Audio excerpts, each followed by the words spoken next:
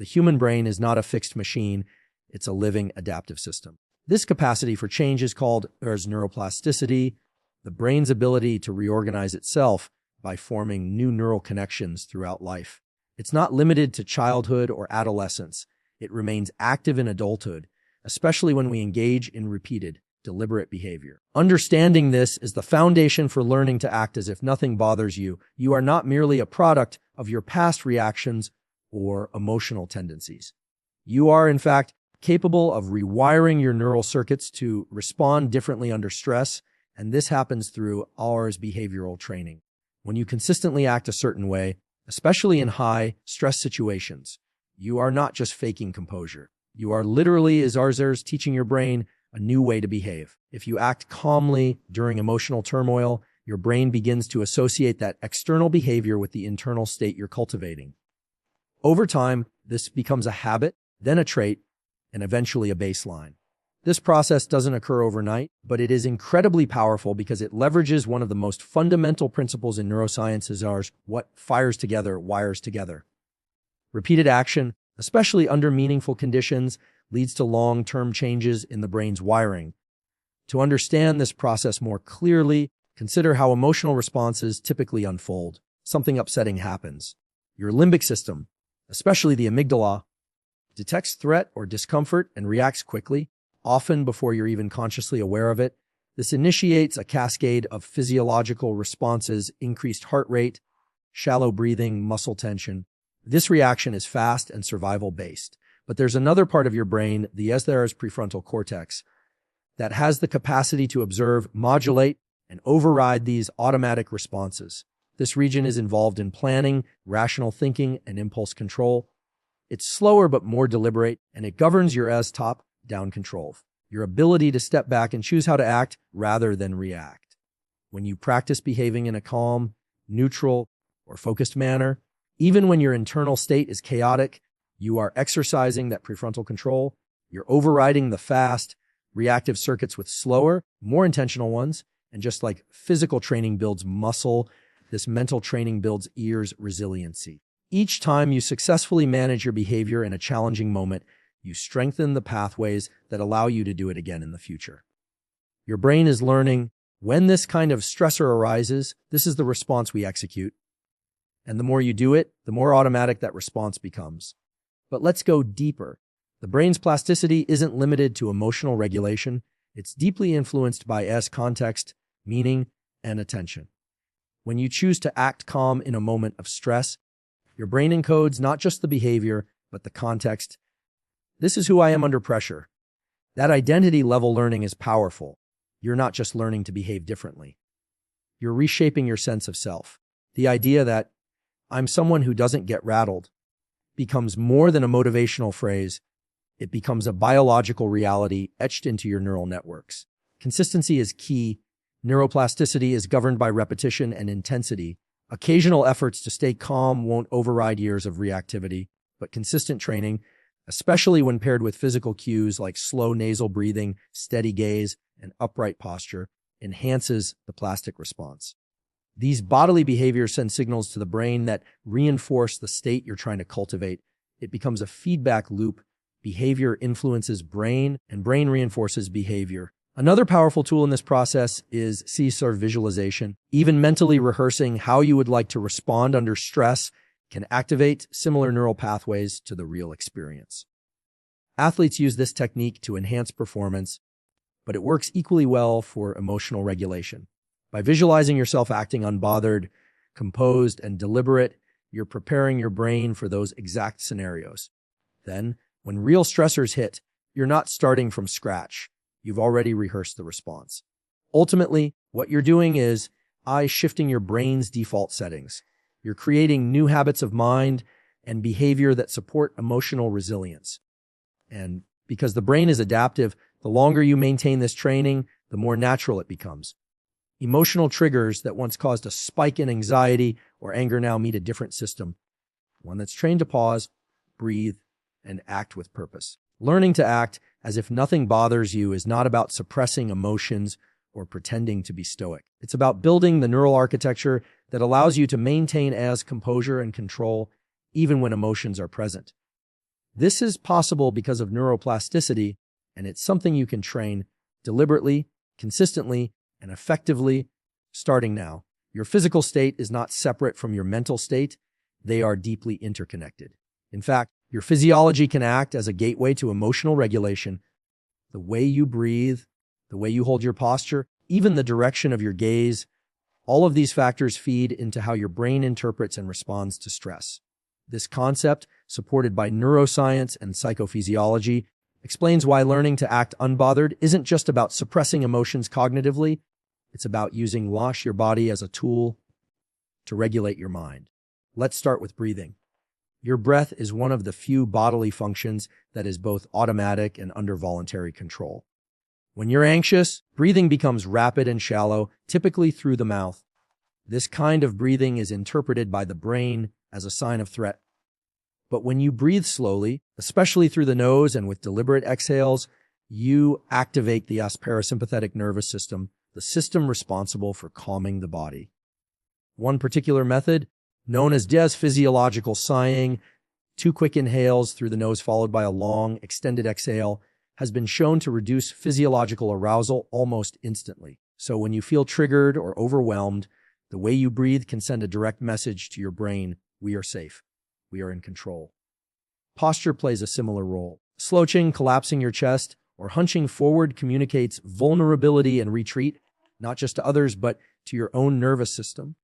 Standing tall, keeping the spine aligned, and opening the chest has the opposite effect. These adjustments stimulate a sense of readiness and agency, reinforcing a brain state that supports confidence and composure. This isn't about appearing dominant or overconfident. It's about creating physical alignment with the mental state you want to inhabit. Your gaze is another underestimated but incredibly powerful factor. Where and how you look impacts your internal state more than most people realize. When you're stressed or anxious, your visual field tends to narrow, focusing only on the perceived threat. This is a survival mechanism. It's your brain trying to zero in on danger. But this narrowed gaze also increases feelings of stress. In contrast, when you deliberately widen your field of vision, what's called panoramic vision, you engage neural circuits that calm the brain and body. Simply looking straight ahead and relaxing your gaze to take in the periphery can begin to downshift your internal arousal. This can be especially useful in moments of tension, before a speech, during a difficult conversation, or when you're in a high-pressure environment. You're telling your brain, there's no immediate threat, we can handle this. This connection between body and brain is often referred to as bottom-up regulation. While top-down approaches, like changing your thoughts, are important, bottom-up strategies allow you to influence your emotional state from the body upward.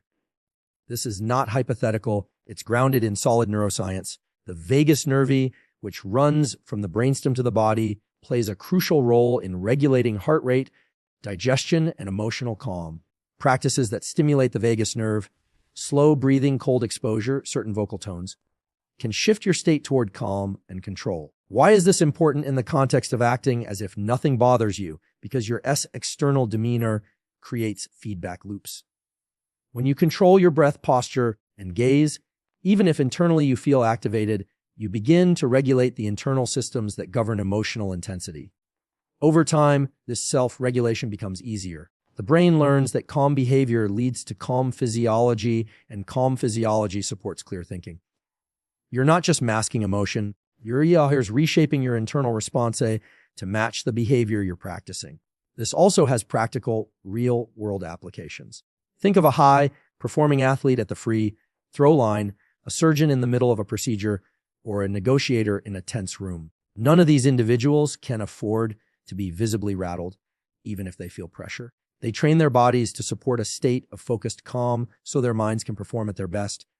You can apply the same principles in everyday life. Before a big presentation, during a heated disagreement, or when dealing with personal challenges. Acting unbothered is not about being emotionless. It's about using your physiological toolkit to manage your emotional load. Instead of relying solely on willpower or positive thinking, you engage the body to reinforce the mental state you want to maintain. And here's the remarkable thing, it works both ways. As you physically regulate yourself, your mind begins to align. You feel more grounded, more capable, more in control. This is how you train yourself to be resilient, not by ignoring stress, but by mastering the way your body and brain respond to it. Suppressing reactivity is often misunderstood. People assume that acting unaffected by something difficult means ignoring or denying their emotions altogether.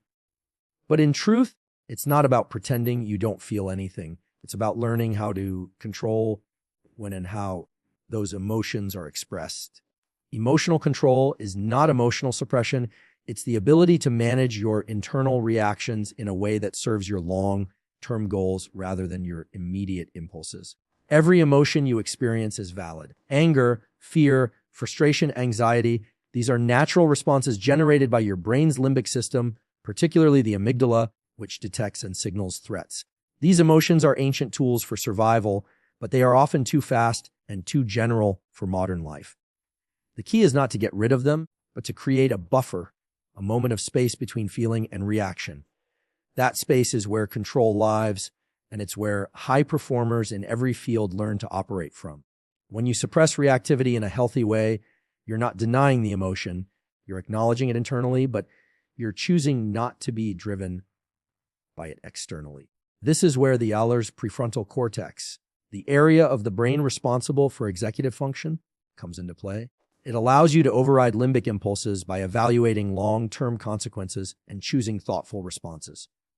That kind of regulation requires effort and practice. It's not something you're born with fully developed. It's a skill that can be built and refined, just like learning a language or playing an instrument. It's also important to understand that emotional regulation doesn't mean being numb. In fact, people who are skilled at emotional regulation often feel their emotions deeply. They just don't let those emotions dictate their behavior in real time. This is the difference between awareness and impulsiveness. For example, feeling angry during a disagreement is natural, but shouting, blaming, or reacting destructively might damage the relationship or outcome. A regulated person will still feel the anger, but they will pause, assess, and choose a measured response that aligns with their values and goals. This is a demonstration of strength, not avoidance. From a neuroscience perspective, this delay between stimulus and response strengthens Zahr's top-down control. Each time you successfully inhibit an impulsive reaction, you're reinforcing neural pathways that make it easier to do the same next time. It's a form of mental conditioning that shapes your default mode of operating. Over time, your brain begins to favor thoughtful action over impulsive reaction, not because you don't feel the emotion, but because you've taught yourself that composure leads to better outcomes. This doesn't mean bottling things up indefinitely. Healthy emotional regulation also includes intentional processing. That may come later, after the high-pressure moment has passed, through journaling, conversation, or simply time for reflection. The important distinction is that you're choosing the time and place to explore your feelings rather than letting them take over in the heat of the moment. This timing gives you control, which is the essence of maturity and resilience. It's also worth noting that emotional reactivity comes at a cognitive cost. When you act impulsively, you create more chaos, both internally and externally. Your brain becomes more focused on survival than strategy. The cognitive load increases, decision-making suffers, and your ability to see the bigger picture shrinks. In contrast, when you regulate your response, you maintain access to your higher-level thinking, problem-solving, empathy, judgment, and creativity. In high-stakes environments, whether it's business, athletics, or relationships, that makes all the difference. Training yourself to delay emotional reaction is a long-term investment in your performance, relationships, and mental health. It allows you to build a version of yourself that is less reactive and more deliberate. The world is unpredictable. People will misunderstand you. Circumstances will disappoint you. Emotions will arise. That is inevitable. What's optional is whether you hand over control to those emotions or hold your ground and act with clarity. By learning to control expression without denying experience, you build a stronger, more stable self, one that honors emotions but isn't enslaved by them. That's what it really means to act as if nothing bothers you, not because you're pretending, but because you've mastered the internal process of feeling deeply and choosing wisely. Cognitive load refers to the total amount of mental effort being used in the working memory at any given time. When we are under stress or facing emotionally charged situations, cognitive load increases rapidly. This is because the brain is trying to process both the external demands of the environment and the internal emotional reactions it generates. Reactivity, such as anger, anxiety, or frustration, adds an extra layer of processing that takes up valuable mental bandwidth. This additional load compromises performance by reducing focus, impairing decision-making, and increasing the likelihood of errors. By learning to act as if nothing bothers you, you are essentially managing and reducing this unnecessary load, freeing up mental space for clarity and effective action. Every time you respond emotionally to a situation, you activate regions of the brain like the amygdala, which is responsible for detecting threats and initiating a survival response. When this system is active, the brain allocates more resources toward rapid, instinctive reactions and less toward deliberate thinking. In situations where immediate physical danger exists, this is beneficial. However, most modern challenges are not life-threatening. They require planning, negotiation, creativity, and composure. If your cognitive resources are hijacked by reactivity, you are less likely to perform well in those areas. High cognitive load doesn't just make you feel overwhelmed. It has a measurable effect on working memory. Working memory is the mental workspace where information is held temporarily and manipulated. It's what allows you to think through a problem, weigh options, and hold multiple pieces of data in mind at once. Emotional reactivity consumes this resource. When your brain is flooded with emotional signals, your ability to access and use working memory decreases. That's why people often say, "I can't think straight" when they're upset. It's not just a metaphor, it's a real neurological phenomenon. By acting unbothered, you are engaging your executive control system located primarily in the prefrontal cortex. This area of the brain allows you to suppress unnecessary or unhelpful reactions and to stay focused on task-relevant information. This is a skill that can be trained. With practice, you teach your brain that staying composed is more efficient and more effective than emotional outbursts.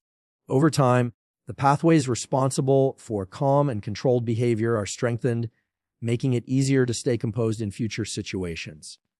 It's like building a mental muscle. Performance under pressure is one of the most significant benefits of managing cognitive load. In high-stakes environments, whether you're making a business decision, taking an exam, playing a competitive sport, or managing a crisis, your ability to focus and think clearly is paramount. Those who train themselves to minimize internal noise by staying emotionally neutral, or at least by not expressing emotional chaos, perform significantly better. They make fewer impulsive decisions, they interpret data more accurately, and they communicate more effectively. Emotional discipline is often what separates good performers from great ones. Another important point is that cognitive load doesn't exist in isolation. It's cumulative. If you're already mentally taxed by multiple stressors, work deadlines, family obligations, financial pressure, adding emotional volatility to that stack increases the likelihood of burnout and poor judgment.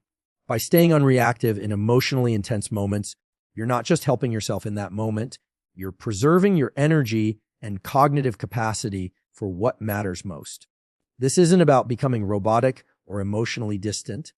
It's about learning when and where your emotions are most appropriate and most helpful. Emotional expression can be deeply valuable, but if it is not timed or directed well, it can derail your progress and create unnecessary conflict. Knowing how to delay or control that expression is part of emotional intelligence. It's not that the emotion isn't there, it's that you've developed the ability to prioritize what the moment requires over what your immediate feelings are telling you to do. Consider this: every emotionally charged moment gives you two options. You can react, giving up control and allowing emotions to dictate your behavior, or you can pause, choose, and act with intention. That pause reduces cognitive clutter. That choice creates space for clear thought. And that action, rooted in calm, not chaos, leads to better outcomes across every domain of life. Learning to act as if nothing bothers you is not about avoidance. It's a practice of strategic self-regulation, of protecting your cognitive resources so that you can think, perform, and decide at your highest potential. It allows you to stay sharp when others are distracted, to lead when others are overwhelmed, and to persevere when others are consumed by internal storms. In short, It gives you the advantage of a clear mind in a noisy world. Your environment plays a critical role in shaping your internal state, often more than we consciously realize.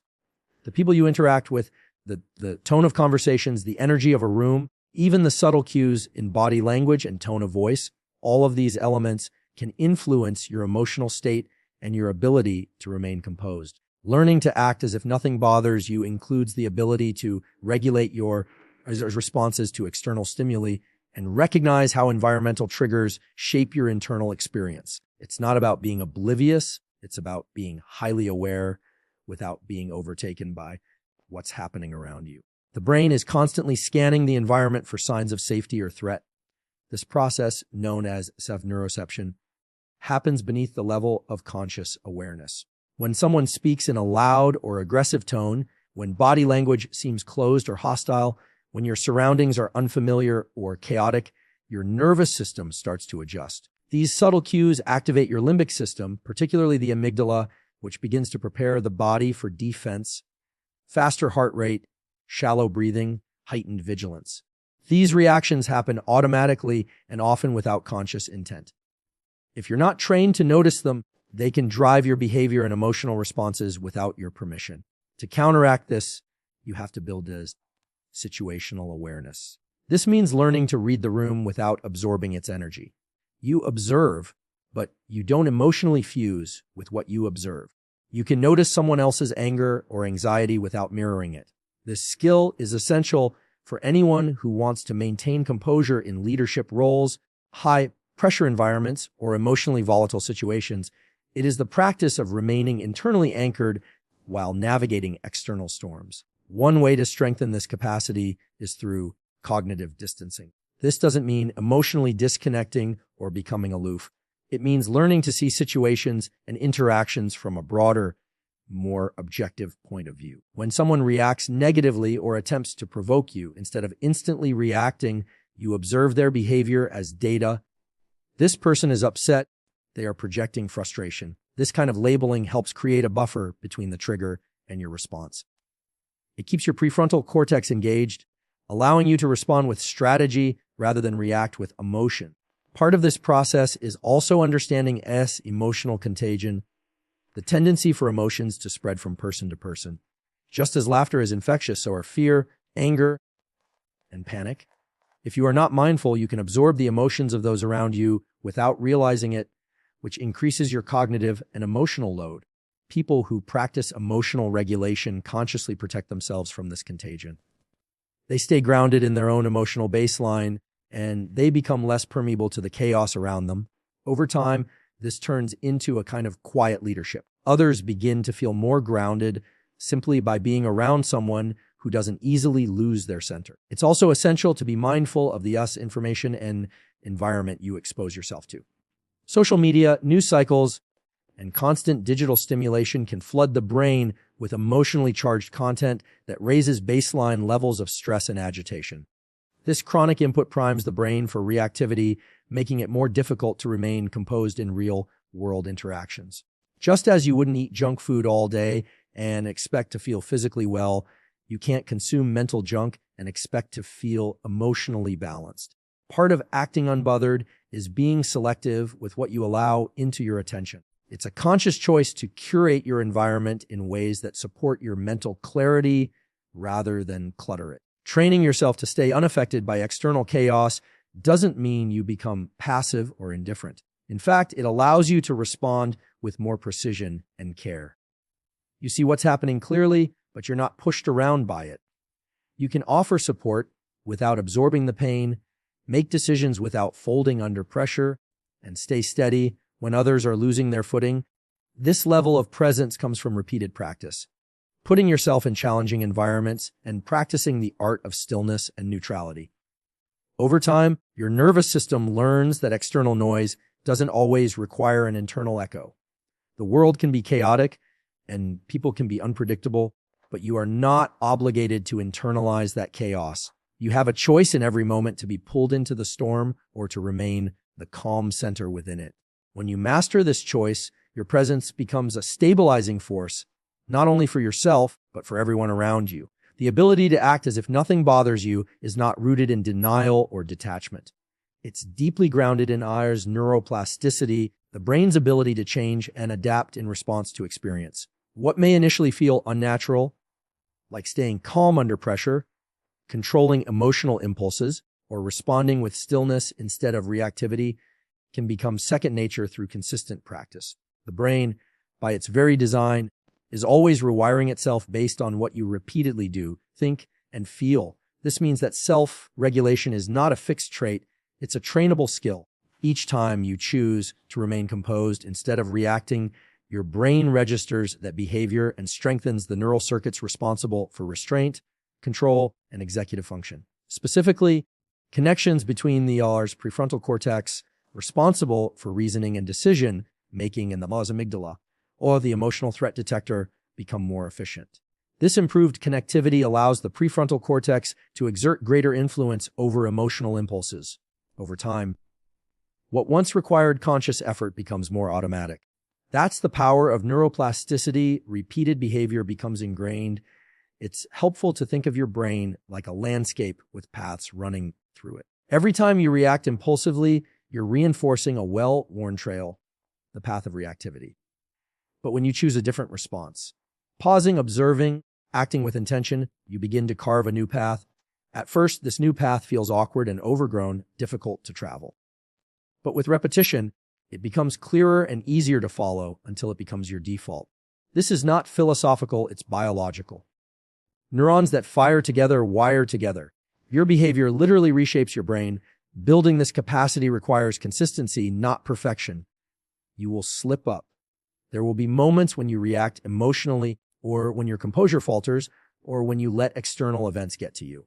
But what matters is returning to the practice. Every attempt at regulation, even the imperfect ones, contributes to the long-term change in your neural architecture. The brain does not require perfection to learn. It requires repetition with awareness. The same principle applies to mental reframing, how you interpret challenges, setbacks, or stress. If you repeatedly tell yourself that stress is a threat, your brain will learn to fear it. But if you learn to reframe stress as a signal for growth, as information rather than danger, your brain will respond differently. This kind of cognitive reappraisal is another trainable skill that relies on neuroplasticity. You teach your brain to stay calm not by avoiding difficulty, but by changing how you interpret and respond to it. In practical terms, you can support this neural rewiring by incorporating short daily practices that activate the circuits involved in regulation. These might include mindfulness meditation, journaling with a focus on emotional clarity, deliberate breathwork, or even visualizations of remaining calm in high-stress situations. These are not simply calming tools. They are workouts for the brain. They engage and strengthen the very networks that help you maintain control when it matters most. Another key point is identity reinforcement. Every time you act in a composed, deliberate way, you're not just training your brain, you're reinforcing a new sense of self.